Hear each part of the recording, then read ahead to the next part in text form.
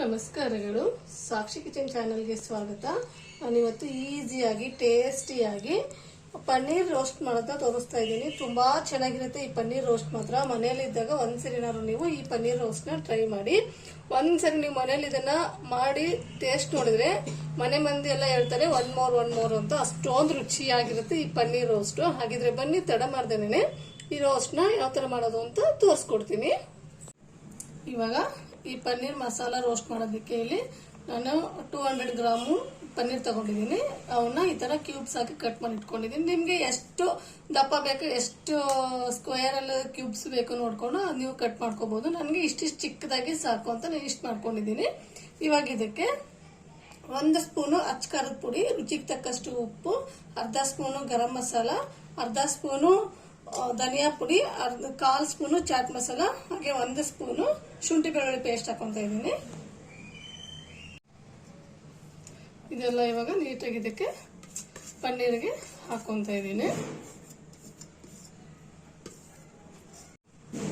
ಹಾಗೆ 1/4 ಸ್ಪೂನ್ ಆಗಷ್ಟು ಅರಿಶಿನ ಪುಡಿ,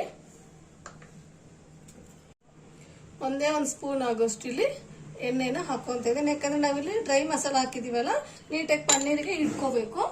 ಅದಕ್ಕೋಸ್ಕರ ಇಲ್ಲಿ ಎಣ್ಣೆನ ಹಾಕೊಂಡಿದೀನಿ. ಇವಾಗ ನೀಟಾಗಿ ಇದನ್ನ ಮಿಕ್ಸ್ ಮಾಡ್ಕೋಬೇಕು ಮೆತ್ತಗೆನೆ, ಯಾಕಂದ್ರೆ ಪನ್ನೀರು ಒಡೆದೋಗುತ್ತೆ. ಅದಕ್ಕೋಸ್ಕರ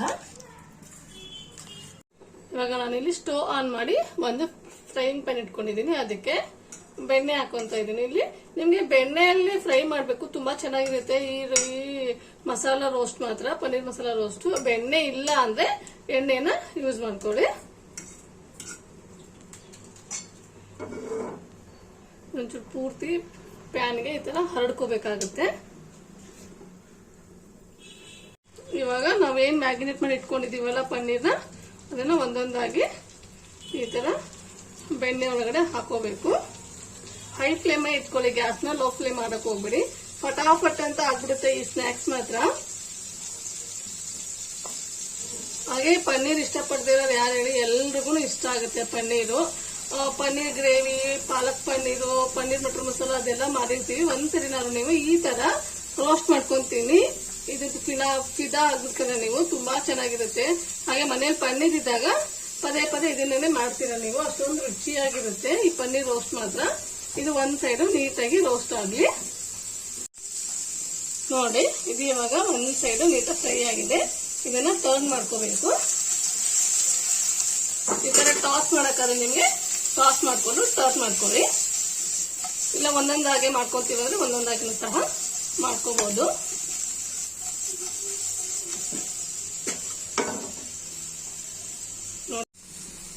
ನೋಡಿ, ಇವಾಗ ಈ ತರ ಇನ್ನೊಂದ್ ಸೈಡ್ ಸಹ ಫ್ರೈ ಆಗ್ಬೇಕು ಪನ್ನೀರ್. ತುಂಬಾ ಚೆನ್ನಾಗಿರುತ್ತೆ ಈ ಪನ್ನೀರ್ ರೋಸ್ಟ್ ಮಾತ್ರ.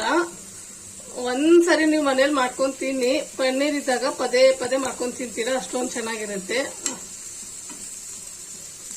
ಹಾಗೆ ಮನೇಲಿ ಎಲ್ರು ಇರೋ ಟೈಮಲ್ಲಿ ಈ ರೋಸ್ಟ್ ನ ಮಾಡ್ಕೊಡಿ. ಮನೇಲಿ ಇರೋರು ಎಲ್ರು ಒನ್ ಮೋರ್ ಅಂತ ಹೇಳ್ತಾರೆ. ಅಷ್ಟೊಂದು ರುಚಿಯಾಗಿರುತ್ತೆ ಈ ಪನ್ನೀರ್ ರೋಸ್ಟ್ ಮಾತ್ರ.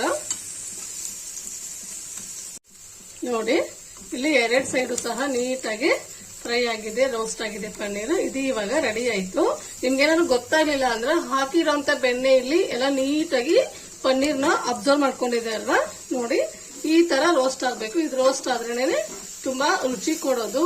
ನೀವು ಒಂದ್ 5 ನಿಮಿಷ ಪೇಷನ್ಸ್ ಇಂದ ಪನ್ನೀರ್ನ ಫ್ರೈ ಮಾಡ್ಬಿಟ್ರೆ ತುಂಬಾ ರುಚಿಯಾಗಿರುತ್ತೆ. ಇದು ಇವಾಗ ರೆಡಿ ಆಗಿದೆ. ನಾನು ತೆಗಿತಾ ಇದ್ದೀನಿ. ನೋಡಿ, ರೆಡಿ ಆಗಿದೆ masala paneer roast. Super tasty ಆಗಿದೆ ಈ ಮಸಾಲ ಪನ್ನೀರ್ ರೋಸ್ಟ್ ಮಾತ್ರ. ಒಂದ್ಸರಿನಾರು ನೀವು ಮನೆಯಲ್ಲಿ ಪನ್ನೀರ್ ಇದ್ದಾಗ ಈ ರೆಸಿಪಿನ ಟ್ರೈ ಮಾಡಿ, ತುಂಬಾ ಚೆನ್ನಾಗಿರುತ್ತೆ. ಹಾಗಿದ್ರೆ ನಾನ್ ಮಾಡಿರುವಂತ ಈ ಪನ್ನೀರ್ ರೋಸ್ಟ್ ರೆಸಿಪಿ ನಿಮ್ಗೆ ಇಷ್ಟ ಆದ್ರೆ ಪ್ಲೀಸ್ ಲೈಕ್ ಮಾಡಿ, ಶೇರ್ ಮಾಡಿ, ಕಾಮೆಂಟ್ ಮಾಡಿ. ಹಾಗೆ ನನ್ನ ಚಾನೆಲ್ನ ಸಬ್ಸ್ಕ್ರೈಬ್ ಮಾಡೋದನ್ನ ಮಾತ್ರ ಮರಿಬೇಡಿ. Thank you.